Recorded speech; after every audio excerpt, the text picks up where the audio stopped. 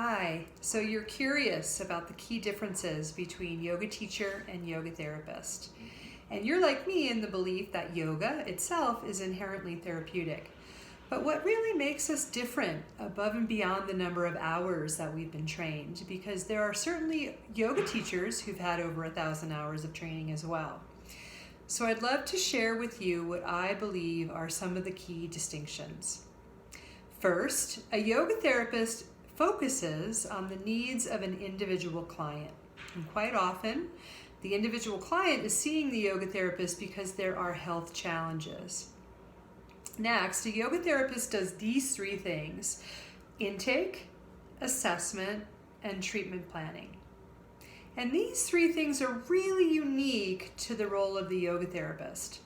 Intake can be done ahead of time via email or electronically, or in the first client session, and intake is really quite comprehensive. It covers health history, daily habits and routines, goals for yoga therapy, and even insights into the individual's motivations. All of those things are really important to know up front. The assessment is also done in the first session and comprehensively looks at the whole person and all of their koshas or layers, from a physical or a postural assessment to assessment of breath and other layers of being. The insight gained in the assessment is often the inroad directly to the treatment plan itself.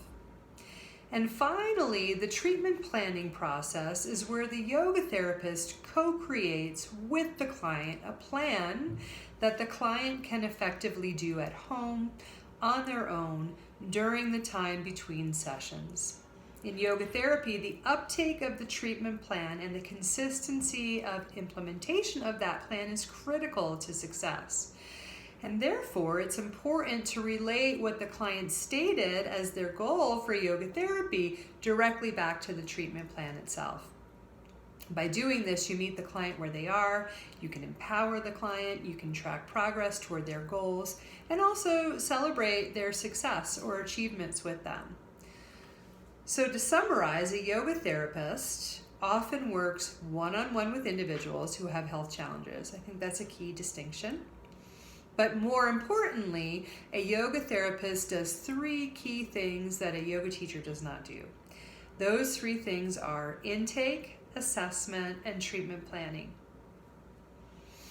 The assessment addresses the whole person, all of their koshas, not just their physical body.